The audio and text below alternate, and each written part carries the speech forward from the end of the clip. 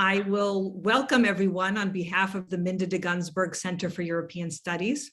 My name is Elaine Popoulias, and I am the executive director here. And it's really an honor and a pleasure to bring this group together. It is wonderful once again to partner with the Center for Hellenic Studies. And I thank Mark Shivsky, the director of the Center for Hellenic Studies and the Grove Professor of Classics at Harvard, for joining us. I also thank the Consulate General of Boston, Consulate General of Greece here in Boston, Mr. Stratos Efthimiou, for also joining us. And of course, Bruce Clark, for once again being so generous with his time and sharing his insights on his new book today. Without further ado, Stratos, Mr. Efthimiou, the floor is yours. Thank you, Elaine, and all involved centers and partners. It is an honor to welcome Bruce Clark, an author with a rare knowledge of Greece's religious, cultural, and political dynamics. Bruce is a true modern Philhellene. He speaks Greek, he lived in Athens for several years, and he is uniquely positioned to reflect on the complex realities that have defined Athens. Bruce and I first interacted in 2004, just before I joined the Greek Foreign Ministry. And while he was doing his monumental research for his book, Twice a Stranger, a book which is a compass guiding anyone who wants to understand the dynamics on the exchange of populations between modern Greece and Turkey. The issue is also mentioned in the chapter that deals with the settlement of the Greek refugees from Asia Minor around Athens in the refugee neighborhoods such as Kokinia, Nea Ionia, and Drapetsona, where my grandparents were also settled as refugees. It is fascinating to read how refugees shaped the demographic and spatial expansion of Athens in the 20s and 30s, affecting city planning and dramatically changing Athens' social fabric. The refugees, Bruce writes, brought rich social and entrepreneurial energy, leading to the city's rebirth as a result of their creativity that was infused in the arts, politics, social movements, and economy. The reader can naturally compare the current challenges related to these problems and to the problems regarding feeding, housing, schooling of refugees now and then. So Athens' story is a story of rise, glory, decadence, rebirth, but also resilience. Bruce, like the Greek Nobel laureate Seferis, another refugee, felt the importance of these rocks. And he examines all these phases of Athens' history and the transition to democracy, EU membership, and crisis from the original angle of environmental challenges. In that way, Bruce Clark breathes fresh air into the research of Athens. And we see in the book a city that is faced with the continuous challenge of how to harness development and tourism while limiting their impact on the environment. Congratulations, Bruce. Thank you, Stratos. May I say a bit about my book? We will now give the floor to Professor Shivsky. Okay. To make a formal introduction before you jump in, but we're very excited. That's fine. Indeed, yeah, sure. Thank you so much. No, I don't want to take much time. I'm Mark Shevsky, director of the Center for Hellenic Studies. Harvard University is uniquely fortunate to have a separate Center for Hellenic Studies in Washington, D.C., where I'm speaking to you from now. And our concern is with the entire Hellenic tradition from Antiquity down to the modern day. So Bruce, your book fits perfectly into our scholarly agenda here, and it's a great pleasure to be able to welcome you to this event and have the opportunity to hear from you. And that's what I mainly want to pass to right now. Stratos has already given an elegant introduction of your scholarly attainments. I would simply mention that Bruce is a distinguished lecturer, journalist, and author with 2 books to his credit. The first on post-Soviet nationalism, a topic which is now relevant, unfortunately, to our current predicament, but also a book on forced migration between Greece and Turkey in the 1920s, which Stratos mentioned, and now this marvelous new book, Athens, City of Wisdom, which really takes up the entire history of Athens from its beginning to the present day. So without further ado, I'll hand over to Bruce to say a few words about the book. After that, I will be happy to moderate the Q&A. So please put your questions into the Q&A using that function at the bottom of the screen. And I will attempt to synthesize the questions and moderate the discussion. So I hope we'll have time both to hear from Bruce about the marvelous book and to hear from you, the members of the audience, with your perspectives, insights, and questions. So without further ado, then the floor is yours, Bruce. Thank you so much. Thank you so much to all of you for your very generous words, your very gracious mention of my previous writing. I should say that in my other lives, I've also been a working journalist. I've worked for titles like the London Times and the Financial Times, The Economist. I don't claim to be an academic scholar, but I suppose if I should have any skills at all, they are those of the working reporter, somebody who knows how to marshal facts and bash out a story. That's sort of what I've been trained to do. As you both kindly mentioned, I am a published author in the field of modern Greek history. And about four and a half years ago, I was approached by a publisher in London, head of Zeus, with a challenge. It was pointed out that there are very long histories of cities like Istanbul, Rome, London, but there didn't seem to be what you might call a middle brow history of the entire history of Athens, going back to prehistorical times, legendary times, and taking us right up to the 21st century.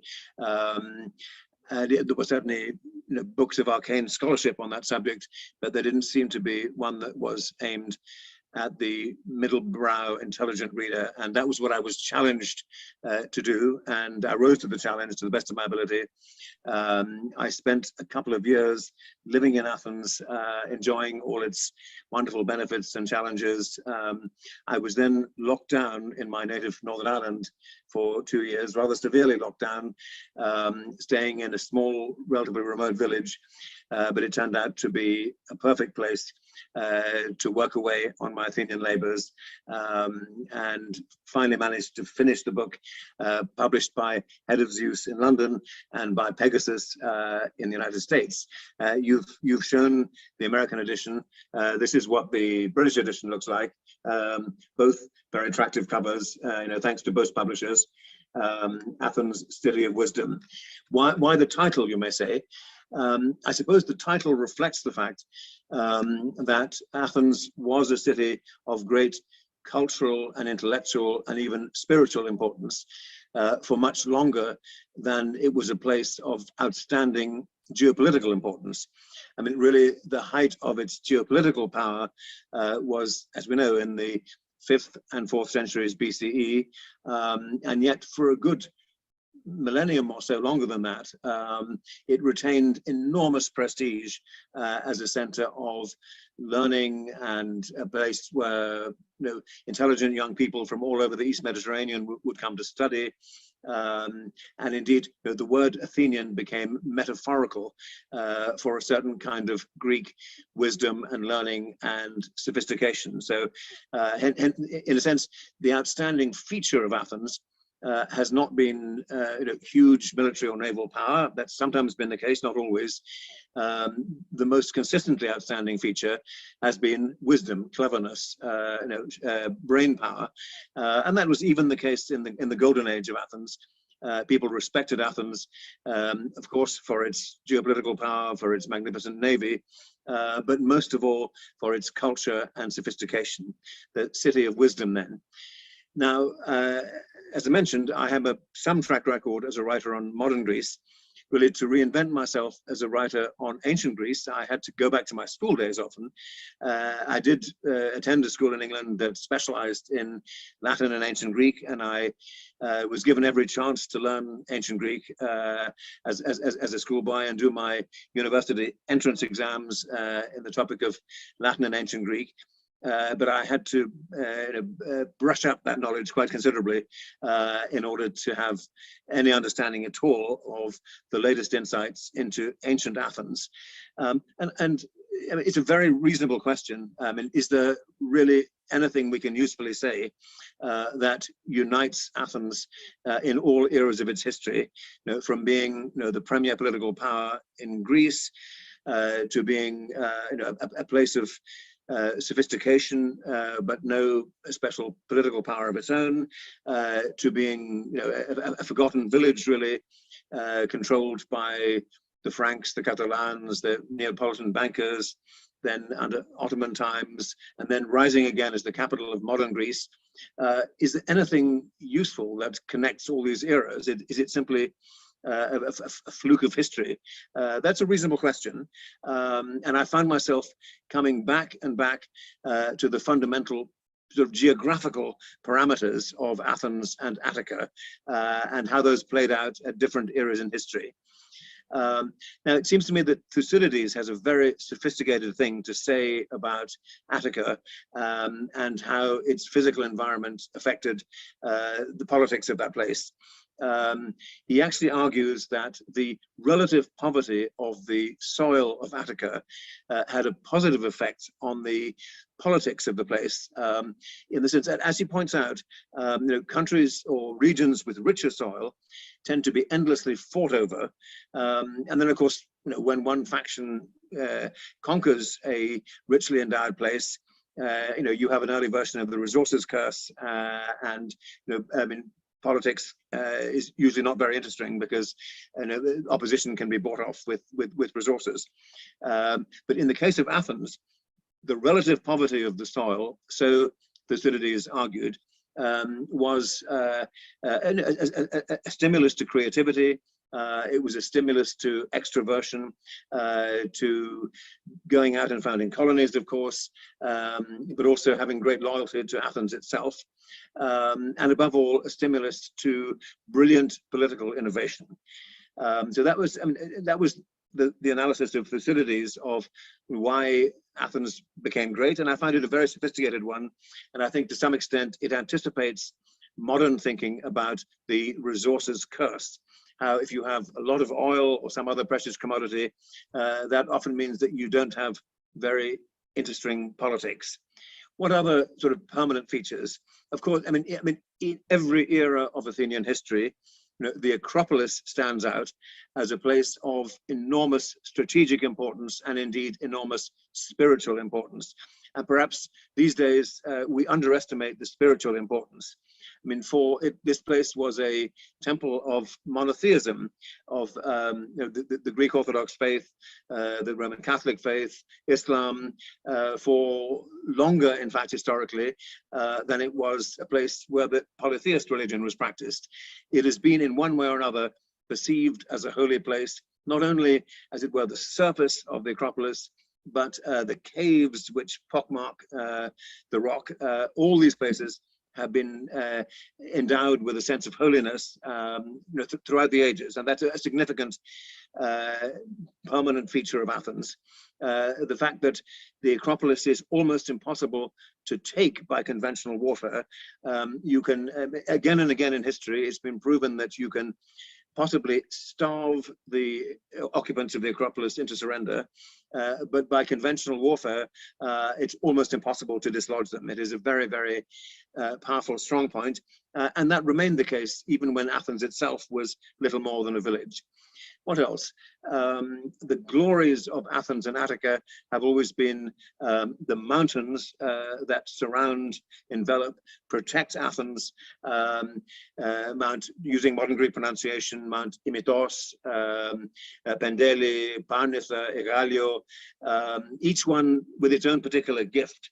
The magnificent marble of Mount Pandeli, the honey from Imitos, Egalio, Parnitha as places of defense and protection, and places of greenery as well, places of important vegetation. So those have been among the blessings of Athens and Attica through the ages. Then also the rivers, and we've half forgotten that now, I'm sorry to say. The great rivers that flowed through Athens, Kiphisos, Ilissos, Eridanos. If we read certain passages in Plato, there's a lovely description of Socrates bathing his feet in the Ilissos, or maybe one of the streams feeding the Ilissos, and enjoying the coolness and all the beautiful scents and the remarkably rich vegetation. It's obvious that in ancient times the rivers of Athens were an absolute joy of the place, and that did survive unto relatively modern times as well. It could also be said of Athens that the center of the city is both at a safe distance from the sea and also a convenient distance from the sea. So it's a place that can easily become a great maritime and trading power, and yet it's also comparatively safe from pirates in comparison with some ports. At various eras of history, that proved to be a very important factor. It was near the sea, but not on the sea. And finally, one other sort of perennial issue in the history of Athens, there is, one of the things that ancient Athenians were proud of somehow is that they had achieved a kind of synergy between the city of Athens and its environs, and Attica, in other words. And this was expressed by the myth of Theseus bringing the people of Athens and Attica together, but in a much more concrete way, in the realm of real history, by the political genius of Cleisthenes in 508 BCE, when he laid the foundations of the Athenian democracy, and he found the way to divide the population into 10 tribes. Within each of those tribes, he gathered people from the various parts of the region, the interior, the coastal areas, the city itself. And so purely local loyalties were dissolved to some extent, and an enormous and very skillfully constructed cohesion was built between Athens and its immediate surroundings. And to see that in a more human way, in a more sort of humorous way, if you like. Just remember the opening scenes in the play The Acharnians by Aristophanes, when a grumpy old farmer is coming in to take his place in the assembly debates.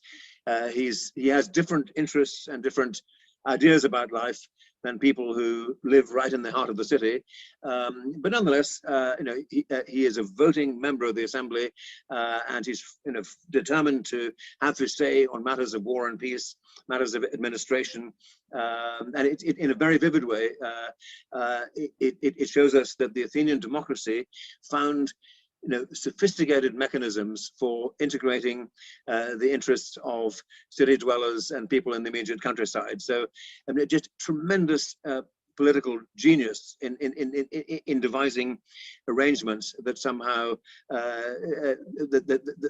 somehow reflected the public interest. That's been a feature of ancient Athens. Then let's turn to the present day, which I knew much better when I began writing this book, to ask ourselves, in what respect have the gifts of ancient Athens been preserved in the present day, and are there any lessons at all that we can learn from the dilemmas of ancient Athens as we consider the dilemmas of today? Clearly, the blessings of Attica remained intact, right to the present era. Right into the 20th century. The rivers were still flowing. The woods were still broadly intact outside Athens. It was still a place that was sort of both on the sea and safely separated from the sea in a different sense. So many of those eternal blessings were very much present in the construction of modern Athens. I think if there's one thing that characterizes, the emergence of modern Athens, it is, in a sense, improvisation and ad hocery, which often worked much better than top-down planning or imagining that everything could be foreseen in advance. I mean, one of the images I have of the very, very early years of Athens as the capital of the Kingdom of Greece is the contrast between the great, the royal palace, now the parliament, a great barrack of a building, built to Bavarian design, and let me say, not the most refined of Bavarian design, and an enormous amount of resources and skill had to be marshaled to erect this structure in the heart of Athens. And then sort of, a matter of hundreds of meters away, you have the very, simple and in a way primitive dwelling places of Anaphyotica on the slopes of the Acropolis. Now, what is Anaphyotica? It's a cluster of houses sort of built or at least redesigned by people from the tiny Aegean island of Anaphi. Now, they were among the workers from the Cyclades who had been brought into Athens to work on the royal palace, and they found some pretty primitive pre-existing dwellings on the slopes of the Acropolis, and they adapted them to their own needs, and they made the place feel very like a village on a Cycladic island.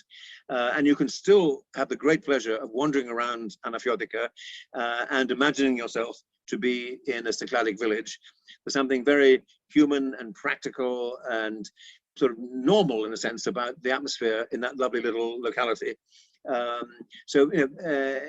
It seems to me that era is a good advertisement for ad hocery, and in a sense, and rather a warning against what can happen if top-down planning, especially top-down planning conceived in another country, in another environment, is imposed on the Attic landscape.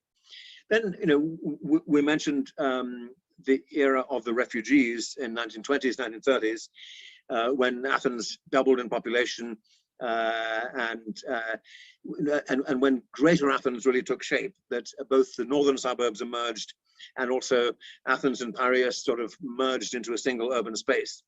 Now, of course, if you read history, you will see that there were international agencies, the Refugee Settlement Commission, which undertook the provision of housing to the refugees. And Italian new districts emerged, Kokkinia, Keseriani, Nea Ionia, and so on. But to me, the most important thing that happened to the refugees was their own ingenuity, in a sense. I mean, the self-building, also,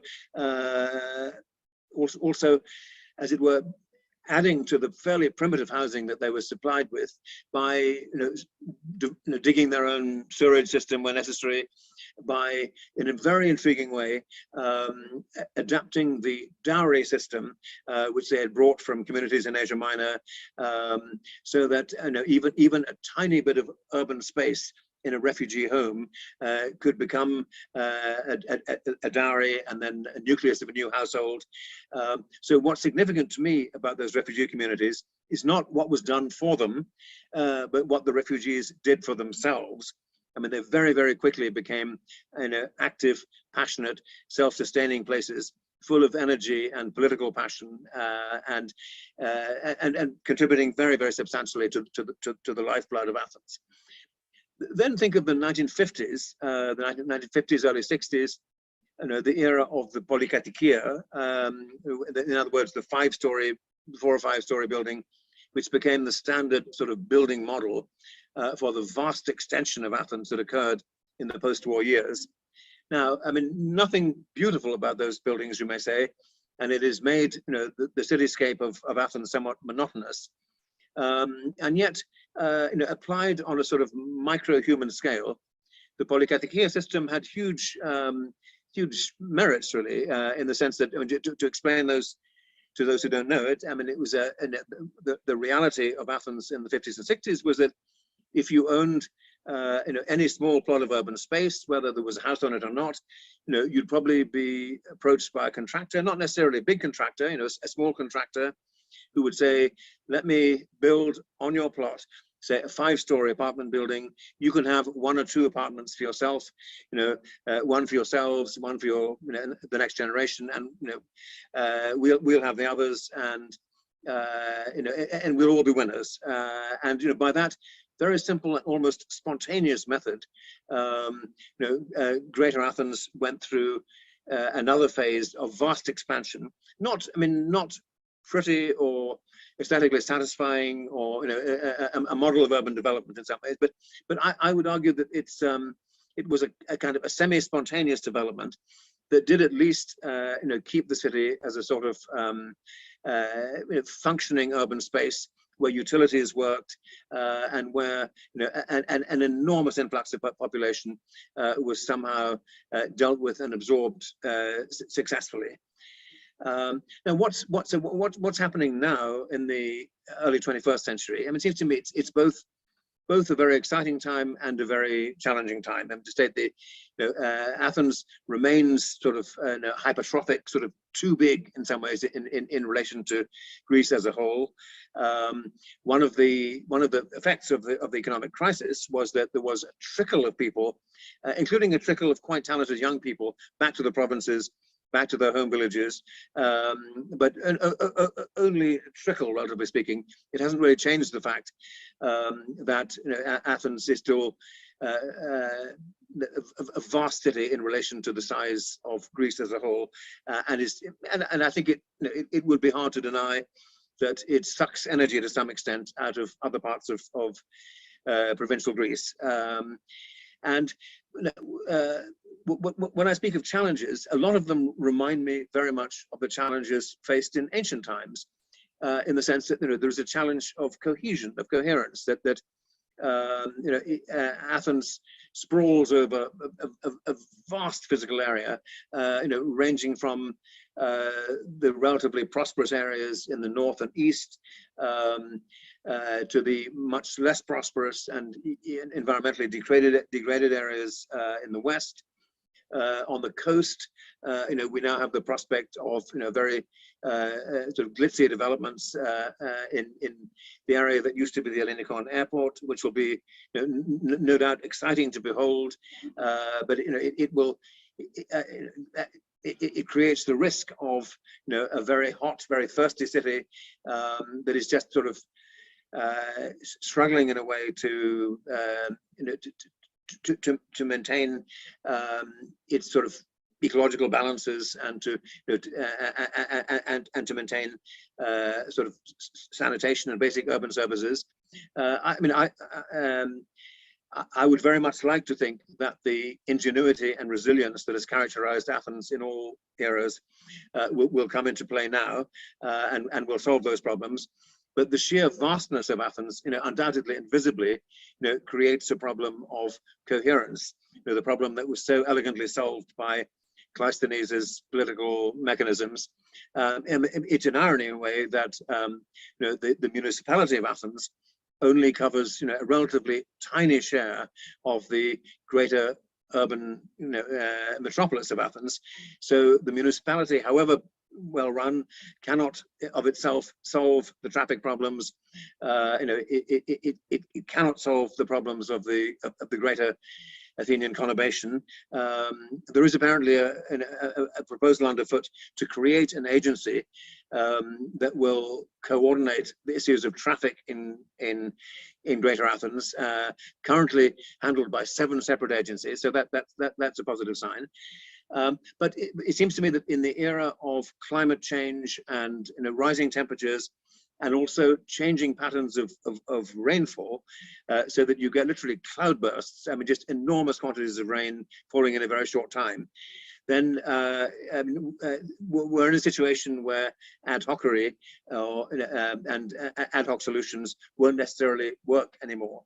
Now, are the right solutions being found? Well, certainly some good and interesting things are happening. Proposals to make pocket parks all over Athens, pockets of greenness with perennial vegetation, proposals to greatly upgrade the environment of Mount Lycabettus, to put, to replace the asphalt roads with surfaces that are more that will absorb water. And also a very exciting proposal to reactivate Hadrian's Aqueduct. Hadrian's Aqueduct being an extraordinary piece of engineering, 2,000 years old, which was still in use in the early 20th century. And there's a proposal now to at least use some of the waters from Hadrian's Aqueduct, not for drinking water, but for the city's other water needs. So some very positive and ingenious proposals are being floated. On the other hand, being skeptical, there is a new metro line being built, which will no doubt help the coherence of the city in its own way, line number 4, but it will also, in the short term, it may actually take green space away. And the authorities have promised not to do that, and to and to compensate fully in terms of vegetation for any damage that this new line brings about. But we're still waiting to see what exactly the consequences of metro line number 4 will be. So there are some open questions there. In discussing the ecology of Greater Athens for this book, I spoke to politicians of all political persuasions. I spoke at great length to Stefanos Manos, who has been responsible for many, in my view, of the most beneficial infrastructure projects in Greater Athens, including the final execution of the Attica, the network of roads all over the region, connecting Athens with the rest of Greece, and an enormous benefit to the region. I also I spoke to one of the most passionate young environmentalists in Greece, Kriton Arsenis, who has been involved with different political parties over the years, but is consistently passionate in his environmental advocacy of the Athens region. One of his current passions is to create what he calls green corridors, linking the mountains of Athens with the green spaces that already exist, the fragile, and he calls this rewilding. Now, I don't know how practical that is, but it seems very, very much in the right spirit of things. And some in modern history, some extraordinary things have been done to revitalize Athens as a city. For example, the water system that was created in the 1930s, which links the center of Athens with Marathon, with a dam near Marathon. That was at many, many levels and a boon to the city. It gave employment to the people working on the dam. It was actually, they were working in much healthier conditions than most other people in Athens at the time. It greatly improved public health in Athens. So there is a track record of really visionary projects which solve that problem of coherence, which bring the beauty and the fertility of the mountains and the rivers into the center of Athens. There is a good track record in modern times of solving those problems. Of course, it brings you back to the fact that the rivers themselves have almost disappeared. The Eridanos is now a tiny trickle of a rivulet, running through the lovely archaeological site called the Gamikos Cemetery. And you can still see a few turtles there. You can still just about imagine what it was like when it was a decent-sized river, leading the way to Elefsina, to Eleusis. But it's a very pale shadow of its former self. The big rivers, the Kifissos, and the well, where it's visible, it's not a pretty sight. The Ilissos is only visible as a tiny stream in places, but there is a project to re-expose parts of it. So there are very, very serious issues around the watering and the greening of central Athens, and my hope and ultimately my confidence is that the ingenuity, the resilience, the capacity for inspired ad hocery will somehow solve those problems in a dynamic way. So that's what I have to say. Oh, excellent. Thanks very much, Bruce, for those very stimulating remarks that really cover many of the bases that are treated throughout your book. I don't see at the moment any questions coming through in the Q&A as yet, although I encourage participants to pose your questions in that venue. Maybe I could just start off the discussion by picking up on a very important theme that you raised, this connection between democratic Athens and the environment. So not just that Athens was a democracy, but that somehow the democratic character of Athens inspired or solved this problem of civic cohesion, which then addressed environmental challenges to some extent, or was reflected in a positive attitude to the environment. I think, I mean, one thing I take from your presentation is that one can perhaps think of Athens and Attica as a kind of microcosm for solving some of these problems, for example, by connecting democracy and the environment. Do you think that we can generalize from the history that you have recounted here to solving larger global and national challenges? I mean, it doesn't occur to me that democratic societies are necessarily more respectful of the environment than non-democratic societies. Maybe one could disagree. But anyway, my question is really, do you think we can generalize from the Athenian case to larger political structures? So that's a very interesting question. I mean, well, I'll begin on a personal note. I've just, had the honor of participating in a commemoration of a very, very fine sort of public intellectual and environmental campaigner in Athens, Kostas Karas, who was both in his time a very active campaigner against the colonel's dictatorship and also for the environment and the built heritage. And he saw the two things as absolutely interconnected. Because and contrary to what many of his friends thought, I mean, when in 1972 he founded what became the most important environmental NGO in Greece, many of his friends said, "What are you doing? We need to be struggling against the dictatorship." To which he said, "These causes are interlinked because actually the dictators are real sinners in terms of planning and the environment, and we need to fight these causes together." Now, again, on a different personal note. I became involved in sort of in Soviet and post-Soviet affairs, as a reporter in Moscow from 1989 onwards, and it's striking that in many parts of the then Soviet Union, democratic struggles began as environmental struggles. In situations where the Communist Party still had a monopoly of power, there was one issue where ordinary people could protest. And that was, lakes being poisoned or forests being cut down. Somehow, campaigning over the environment became a sort of stalking horse in a very beneficial way for broader political campaigns. I suppose what I would say is this: is that democracies don't necessarily produce kind of benign environmental decisions, but they do at least prevent terrible ones. When things are being done to the environment that are manifestly disastrous, that does show up in the democratic process. So it's at least at a minimum, it's a safety valve against environmental harm. Yeah, thank you very much. One would also perhaps mention East Germany, where the environmental protests were extremely important in the events of 1989 as well.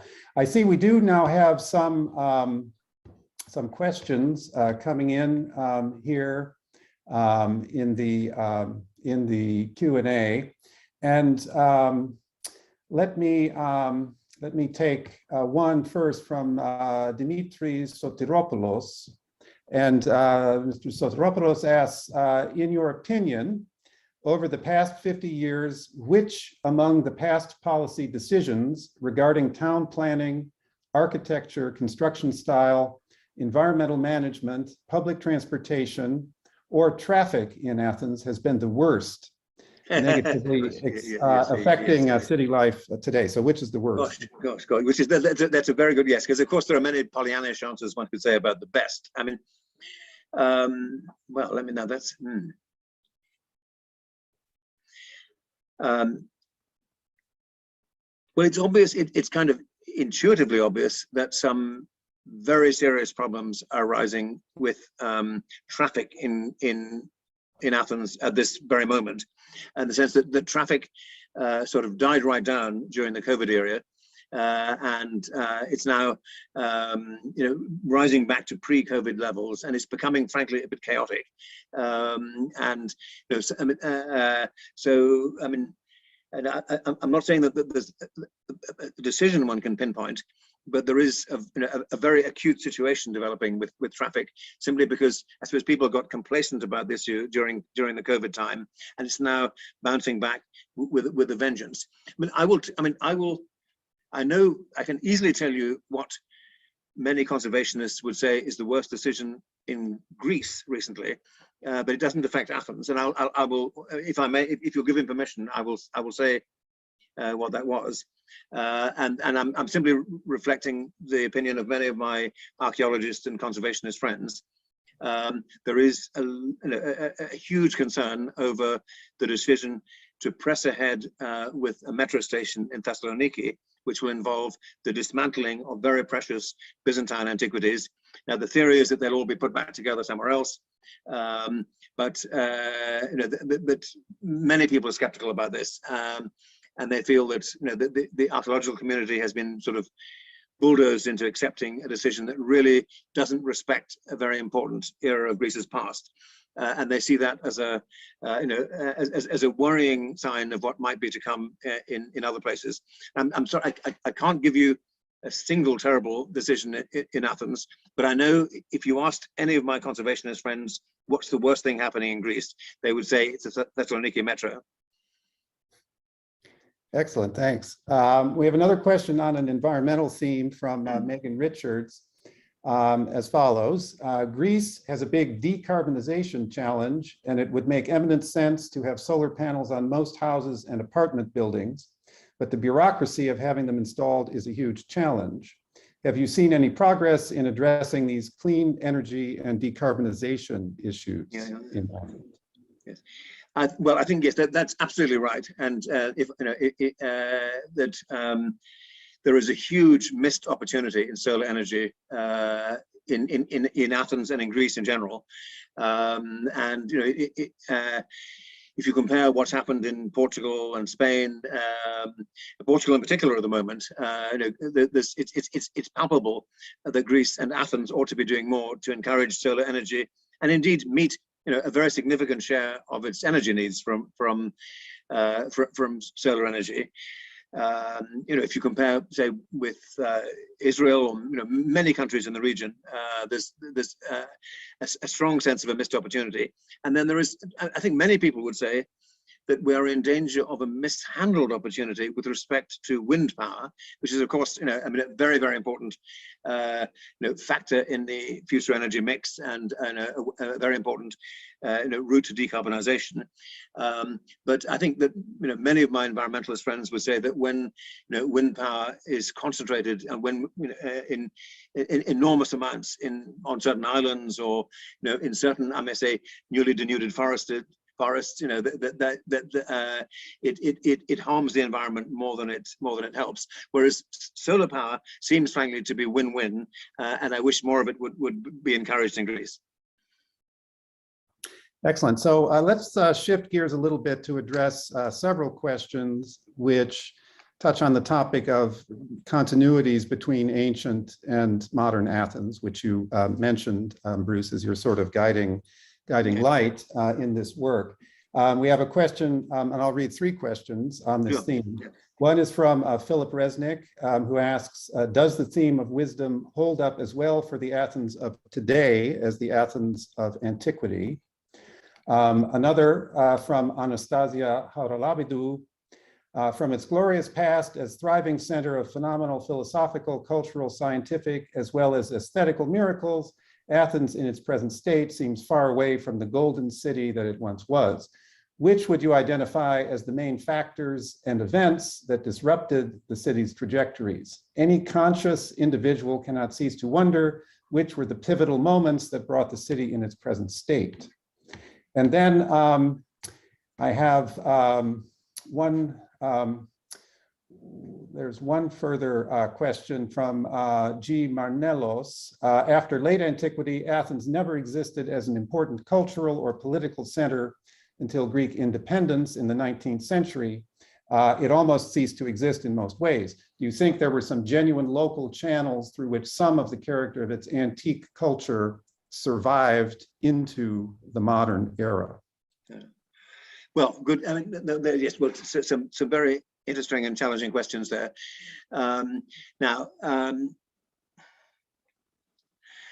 Talking about, I mean, has modern Athens, I mean, has it become a city of wisdom, or a city of intelligence, or could it? Is there anything that could be done to realize that potential? Well, I mean, I'll maybe come at that from two angles, and now, I mean, it's a striking feature, and I'm sure I'm speaking to some living examples of this phenomenon, that the universities of the world are filled with very, very distinguished Greek academics.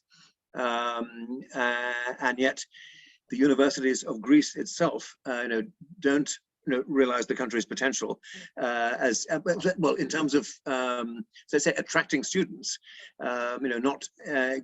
Greece is not, with apologies for a broad generalization, is not considered an especially attractive country for a foreign student to come and study in. It's not as much of a hub of academic learning and study and research as it should be if you look at the array of frankly brilliant Greek talent that is to be found in every university, the length and breadth of the Western world, really. And what's the problem there? Well, there is there are a lot of ideological constraints in Greek higher education, including a very, very deep and principled objection to private higher education, to fee-paying higher education. Now, again, I mean, I feel it's rude of me, maybe even to interfere in something that is so dear to many Greek hearts. It is clearly a very deeply cherished principle that we don't want education, higher education, to be a source of financial exploitation, and that it should be a public good. But if I compare it with, say, the Turkish university system, where you see, it seems to me, a very sort of positive and interesting mixture of public education, public higher education, and private higher education. I honestly, and forgive me if this sounds rude, I feel Greece is missing a trick, and I feel, I mean, Greek higher education could be doing much better internationally than it is, if some ideological shibboleths could be somehow overcome. Then, I mean, and then other forms of cleverness and intelligence that might that might take root in Athens, and perhaps haven't to the possible extent, haven't as much as one might have hoped. I mean, it seems to me that Greece and Athens, I mean, it's the perfect place for to be a hub of high-tech startups, and another Silicon Valley, if you like, and that is happening to some extent, and venture capital in that is being attracted to that field, but there are some encouraging signs. I mean, friends who are in that business tell me that the legal barriers to opening a business are less than they were. They tell me that certain bureaucratic procedures have been simplified. It's easier to do them electronically. So in a number of ways, the ground is being laid for Athens to become a hub for high-tech startups. One of the big disincentives is legal uncertainty, and the kind the precariousness and the slowness of the Greek judicial system. A big disincentive to investing in anything at all, really.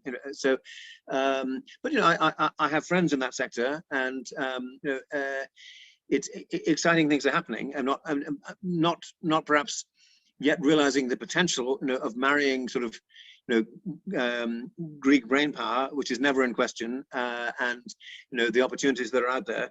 But I would, and imagine, think of the damage that has been done to Greater Athens through the process of trying to become a center of heavy industry, which really was never Greece's vocation. With the the huge refineries and steel factories, and have done permanent and lasting damage to the Athenian environment.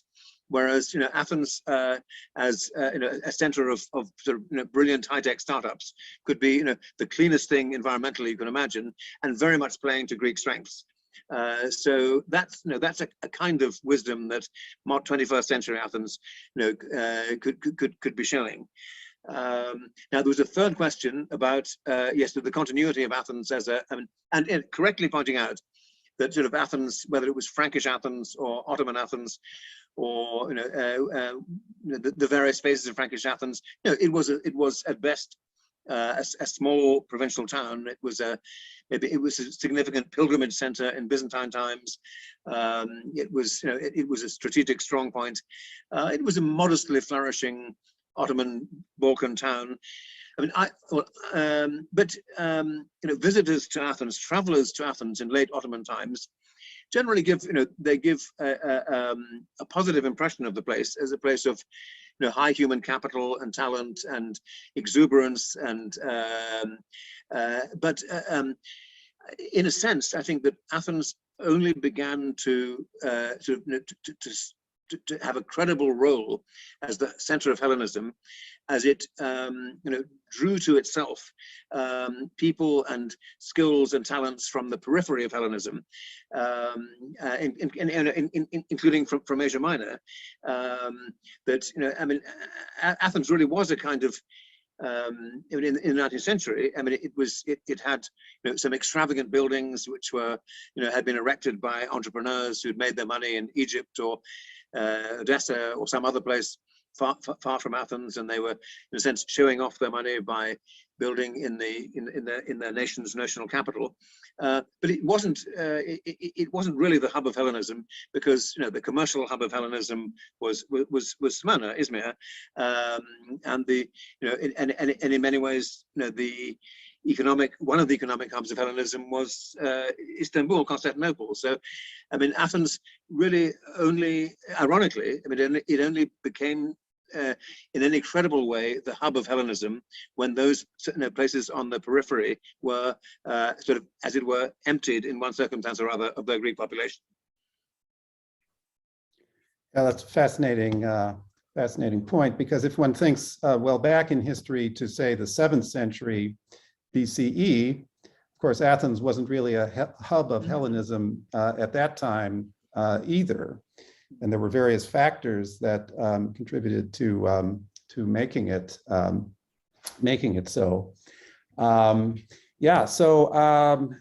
guess maybe this would be a good time to ask another question that I had, just picking up on that theme. Speaking about what is the hub of Hellenism, I wonder, do you think what role did the model of ancient Athens play in modern Athens becoming a hub of Hellenism? I mean, was there, how much conscious adoption of the ancient model was there in this phenomenon? Or was it more a geographical, economic kind of phenomenon? Well, I think there was an enormous effort to self-consciously mimic ancient Athens. And indeed, at times, a rather stultifying one. I mean, I was just thinking, I was actually happened to be in the town of Nafplion yesterday. I'm in Sparta now, by the way. Both fine towns and fine bastions of Hellenism. Nafplion was, of course, the provisional capital of the embryonic Greek state, embryonic Greek kingdom. And there was a real argument. Do we keep Nafplion as the capital, or do we adopt Athens, which at that time was really a kind of, it was the Acropolis plus a handful of very war-battered streets, and not a promising place to make a capital at all. And Athens, of course, won out to some extent for sentimental reasons, because it held out the glory of recreating the Periclean state, And King Otto initially arrived in Napoleon, and then he moved on quite rapidly to Athens, and he was met with all kinds of ancient Greek symbols, and with an owl, and with townspeople who were really excited by the prospect of rebuilding sort of a kind of Periclean Athens anew. And then, of course, what they proceeded to do very rapidly was strip the Acropolis of all its accoutrements and every sign of anything that had happened there since the Periclean era. So the Frankish Tower was taken down eventually, and all the dwelling places were removed. And really, I mean, every physical trace of all the immediately previous eras of the life of the Acropolis, the Ottoman time, the time as a Christian church, and it was left as a sort of magnificent ruin, as a testimony only to the Periclean era. And so there was, I mean, in 19th century Athens, there was a kind of an obsession with recreating the Periclean era, recreating the glories of ancient Greece, which because they were conceived in a rather perhaps ossified way. It had at times rather a stultifying effect on the young state. Excellent, thank you. So we're now on the hour, just past the hour. I wonder if we might just extend for one or two more questions, perhaps another 5 minutes, as we started slightly late here. And let me just pose one question here from Despoina Stamatelou, who asks, I would like to ask if your results and written speech is based on photojournalism or personal observation. So a general question about your source basis for the study, which you have a wonderful bibliographical essay at the back of the book that sets it all out. But could you say a bit about that? Yeah, well, yes, indeed. Thank you for the question. Yes, I mean, I was drawing, of course. I mean, I spent 4 years in Athens as a young Reuters reporter in the 1980s, and then professional life has drawn me back to Athens, not usually for as long as that, but for periods of 6 or 8 weeks ever since then. And so, I mean, I've built up, and I first lived in Athens as a 17-year-old back in the mid 70s. So I've built up quite a bit of experience of Athens in my nearly 64 years of life. But I mean, during the 2 years that I lived part-time in Athens, I did a lot of interviewing, and in particular focusing on kind of archaeologists and cultural figures, who had themselves devoted their lives to one or other museum or site. Then during lockdown, thank goodness for Zoom, I was able to interview quite a number of people, including sort of ladies and gentlemen in their 90s who had vivid memories of the Second World War and the dramatic events of December 1944.